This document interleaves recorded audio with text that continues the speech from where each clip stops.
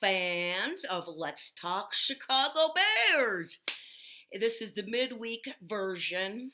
I'm going to talk a little Bears, finish any things that I didn't touch on on Monday's show, and then just talk about the league and stuff. And then Friday's show will be about the Monday night game.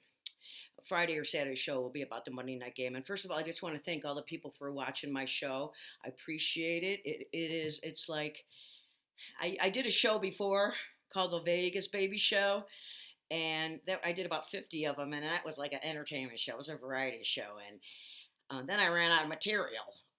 But it kept me sane during this frickin' pandemic we're in. So let's finish up on the Bears game. A few things. First, I want to correct something.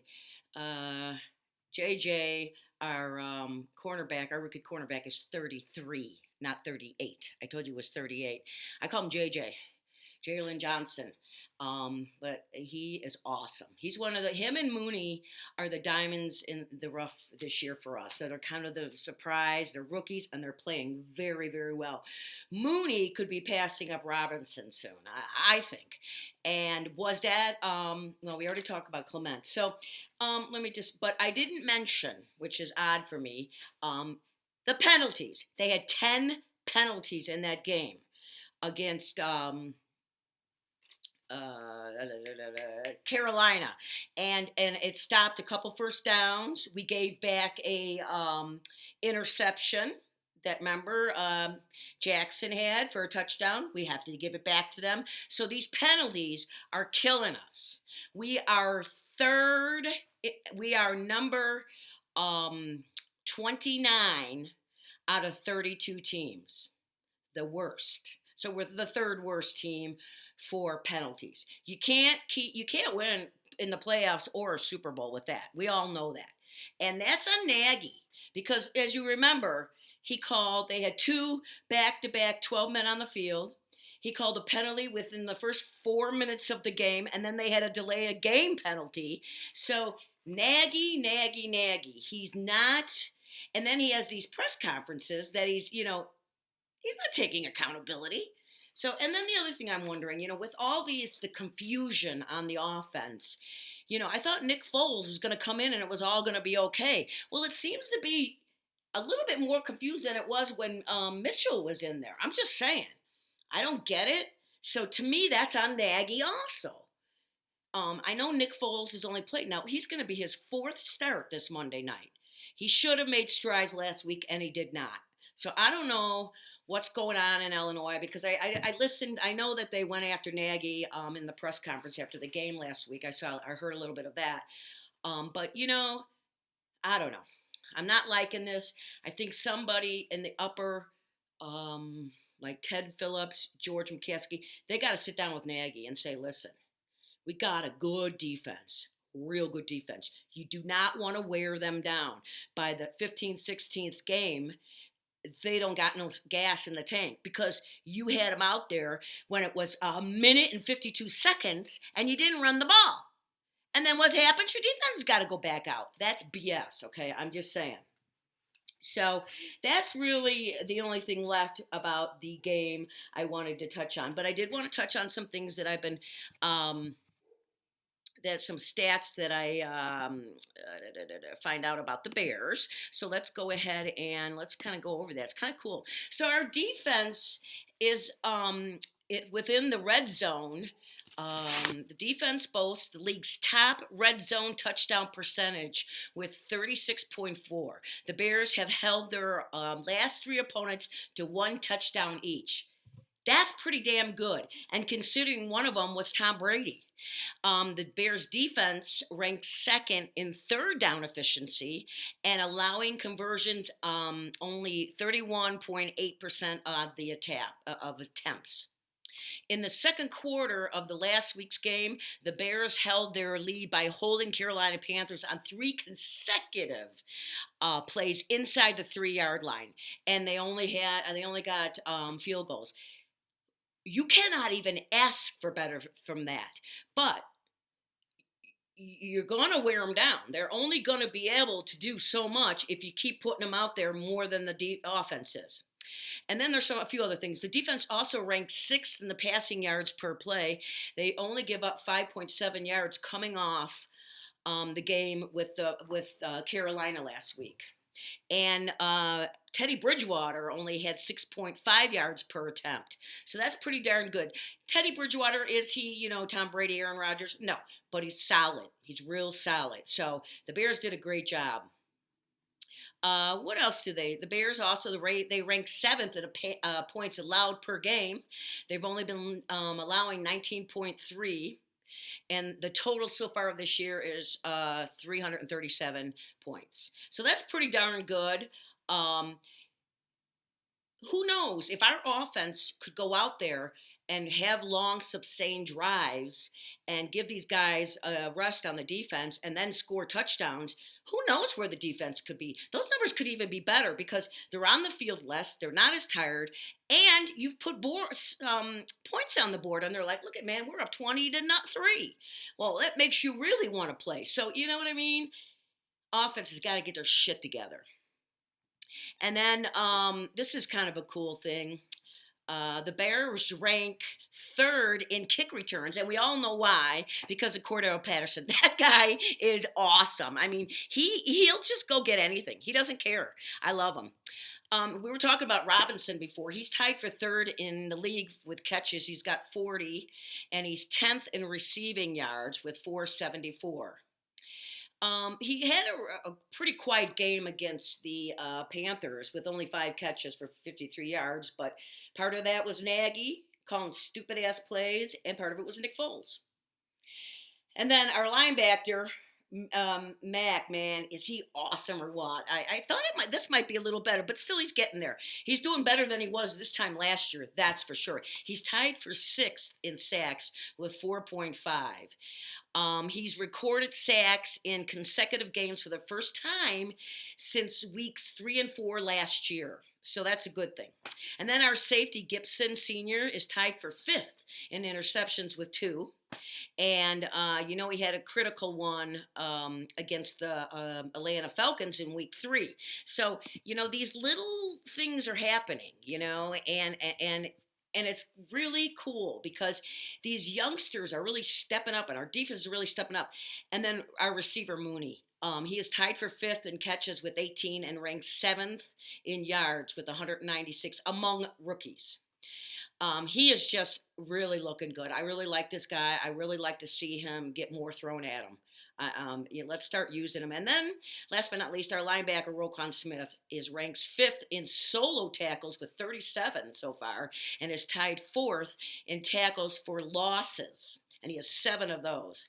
Smith also recorded 7 solo tackles, 1 for a loss against the Panthers. So the Bears are really they're rocking it defense-wise, and Smith is really starting to look good. I'm liking. As I told you earlier, I think it was last week that I did read that they are giving him more responsibility. Danny Trevathan is going to start mentoring him, and they're going to start giving him the plays to call out on the field rather than Danny, because he's really come into us. He's really starting to grow. So there's such potential here. Our biggest problem is offense. Our offensive line, I just don't know if we can make it I know we can't win a Super Bowl with that offensive line. I don't think so, but I don't know. You never know, but that's what's hurting the run game. But, we talked about that on Monday. The run game got better, and then Nagy didn't stick with it, which he should. I was watching, the games on Monday night, and they just keep pounding it and pounding it and pounding it. That's how you win, Nagy. All right. I just wanted to say the Big Ten is coming back to TV and on the field this weekend. Well, actually, Friday night is the first Big Ten game of the year, and it is against Illinois and Wisconsin. So I'm watching that. And then the rest of the games are on Saturday. And so the Big Ten's back, and maybe they'll ruffle a few feathers from all those SEC teams that haven't had any competition at all this year, right? So go Big Ten! I wanted to say a few things about the league. Is it me? And I'm sure this is because of lack of preseason, but receivers all over the league are dropping balls. I've never seen them drop before. I mean, it's constant this year. Of course, it is with us, but I've been seeing them with other teams, and that see again. I'm just going to keep pounding it in. We need preseason, and if owners have anything to stand on, it's this season because they've been fighting with the players for years about preseason. Maybe you don't need 4 games, let's say 3, but no less than that because you clearly need them. Look what's been going on, and the major injuries, right? Major injuries, and then these drops, and then these silly penalties are just ridiculous. Um, and Miami has announced that Ta Tangaliva, I don't know his last name, I can't say it, is going to start for them on Monday night, a week from this Monday. So they decided to pull Fitzpatrick. They're 3-3, and they might as well put him in, right? Why not? Because he is the future of that team. So, and it was a year ago, I think, this coming weekend maybe that he hurt himself his hip and was out the rest of the year on his senior year last year. But they drafted him, took their chance, and they like what they see, so they're going to put his name is Tua Ta, and then it's Tagaviailoa. Okay, we're gonna call him Double T. Okay, so it's gonna be kind of interesting to see what he's got. Speaking of quarterbacks, I predict that there's a couple quarterbacks that are hurting. Cousins, I personally thought he was better than this. I really, really did. I thought when he went to Minnesota, he was going to show them, but I don't know what's going on there. So I think Cousins is on the bubble, and Zimmer. I know they love their coach Zimmer, but he could be on the bubble too because they haven't gotten that very far in the playoffs. I know he's taken them to the playoffs, but he better watch out because I don't know who they have as a backup, but Cousins could be in trouble. And the other quarterback in the league that's kind of surprising is Carson Wentz in Philadelphia. He's struggling He's struggling too, although most of his receivers are hurt. Jeffries, not shocking. He was hurt when he was with the Bears all the time. So he's hurt. A couple other guys are hurt. So that could be the problem, but you wonder if they're on the bubble. If he's on the bubble too, right?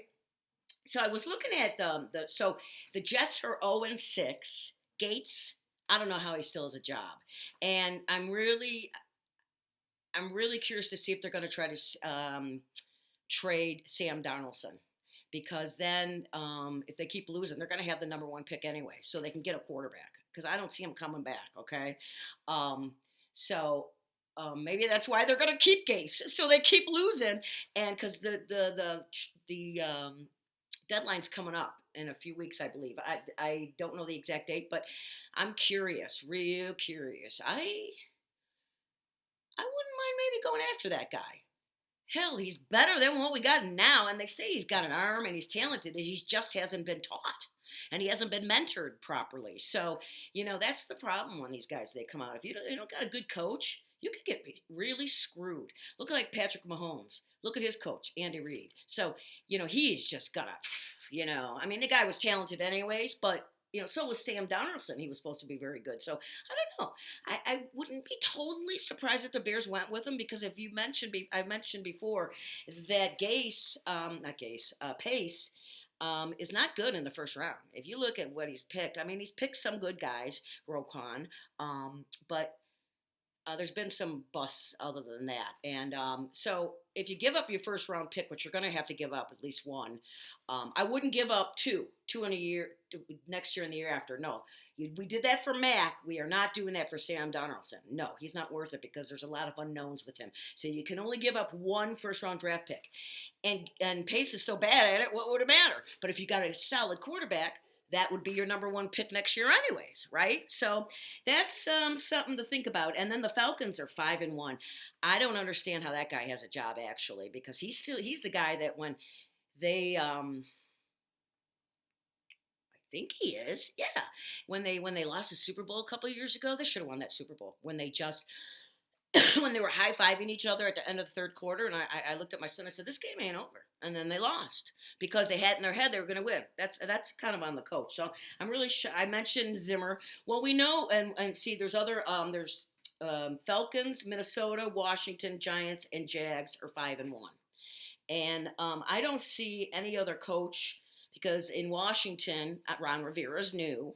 The Giants, he's in his second year, and I think they really like him, so I think he's going to be okay. And then the Jags coach is new this year, so he's going to be fine. And Minnesota, like I said, Mike Zimmer, I don't know. We'll see at the end of the year. I'll be watching that one. And the Falcons, it's either going to be Gase or the Falcons coach fired next, in my opinion. And here's a little tidbit I saw when I was moving around the internet. No team since the Super Bowl has started has ever won a Super Bowl with a record of 8-8. Okay, so they're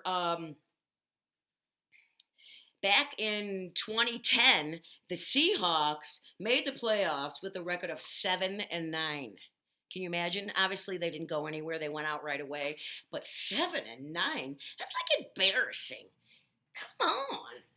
Oh yeah, I was in the playoffs. What was your record? 7-9. Come on. So I don't know. Oh, and my shirt today is one of my Hawaiian / camp shirts, and I do have a new set. Let's see. Let's move here so you can see my set. I got some of my stuff here. Me and my sister at one of the Bears conventions, and I got a signature of Dick Butkus over here going after Roger Starbuck. So that's cool. But so I don't know. We'll see. So Friday or Saturday I'll do for Monday's show because we play Monday night. So that'll be very interesting. See what kind of injuries we're going to have. See the injuries around the league. I'll talk about that. But yeah, just keep on watching. This is just going to be a short show every week. You know, I'll do like, and I'll do stories. I'm going to do next week because I'm going to do a PSA today, but next week on Wednesdays I've been watching the Bears since 1975. I told that story already. And you know I got a million of them because I've been watching them for so long. So I got some good ones. So I'm going to start sneaking those in next week. But today I'm doing a PSA to, just to help out my fans because I love you guys, okay? So this is just something to put in the back of your head you don't want to do. Okay, so you're 62 years old. You've been walking 3 miles a day, about 5 days out of the 7 work week. And now you have a problem with your left foot, cannot walk. It's a long story. So you're like, maybe I can ride a bike.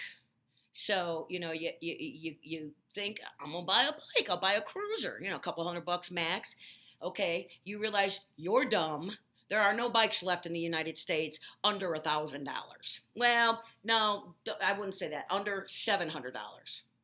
There's bikes that are, the electric ones, the real expensive ones. But I called around because we live in Vegas, and I called around a couple weeks ago, and they were laughing at me. They're like, "Do you know what's going on in this country, man? No, there's no bikes." And I'm like, "Well, I don't know." And he goes, "Everybody bought them." Okay. So my brother was on a mission, and he found a bike. And they had it, and you'll never believe where we got it from. Kohl's, of all places. Yeah, you heard me, Kohl's. And it was a cruiser, perfect for me, just what I need. So note to yourself, here's your PSA. The bike comes, you got to put it together, right? All right.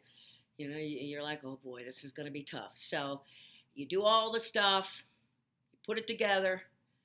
The right fender is not on because there's something wrong with the bike, in my opinion. It's not going on. So after throwing a few tools around the other day, I stopped. I figured I can ride the bike without the front fender, no big deal. So here comes your PSA. So when I went to ride it the other day, the thing you have to remember to do is tighten everything again. Make sure, because you're frustrated, you're putting the bike together, you're like, oh my God, I'm done. I'm going to go in, I'll have because I am, anxious. I'm, pissed because this bike won't go together properly. So I'm all ready to go, and I get on my bike, and I go to turn it, And I go one way, the bike goes the other way, and boom, off I go. Not a real good look for a 62-year-old woman. So, note to self, make sure you tighten the handlebars before you get on your first bike ride. That's why I'm sitting down today more than standing up, because I'm a bit bruised and sore. And the other funny thing is, my helmet, I didn't even wear it. I forgot. It was sitting on the kitchen table. So that's your PSA. If you're old, you try to buy a bike during a pandemic, good luck. When it comes, the instructions are in a 1-year-old. I pretty much put it together without the instructions. And then make sure you tighten everything before you go for that first ride, because you don't want to fall in the middle of the street, especially when you forget your helmet. It's sitting on the kitchen table. I'm just saying. So that's my PSA for the day. I crack myself up. Hey, I got it, man, right? I mean, nothing else is going on. So, okay, fans, thanks for watching. I really do appreciate it. I hope you tell everybody to tune me in. It's usually going to be Monday. Let's put it this way. I'm always going to do a show the day after a Bears game. So it could be Sunday. I mean, it could be Monday. It could be Tuesday, obviously. And then a couple days later, I'll follow up with another one. And then I'll follow up with a new one right before the next game. So keep an eye out for me on YouTube, or you can always go to my Facebook page. And it's great, man. I got to tell you, I got a bit of a big head going. You know, I hit over 200 views. I did 50 shows on my Vegas Baby show. 50 shows. I don't think I had a total of 50 after 50 watchers. That's all I'm saying. So it's been a blast. I really enjoy talking, and we're gonna go over Monday night's game quite a bit, and we'll see what happens. And just keep on loving each other. Let's just get along. That's all I want. I want people to smile, and when you're out and about, smile at somebody. I know they can't see it, but they can see it in your eyes. Bears fans, we need to get this country going again. Yeah, bear down. And that damn dog is barking again. We're going to have to take care of this today. So listen, keep on rocking and rolling. Thanks for the support. Go Bears. And we'll see you later from Vegas, baby. Oh, boy.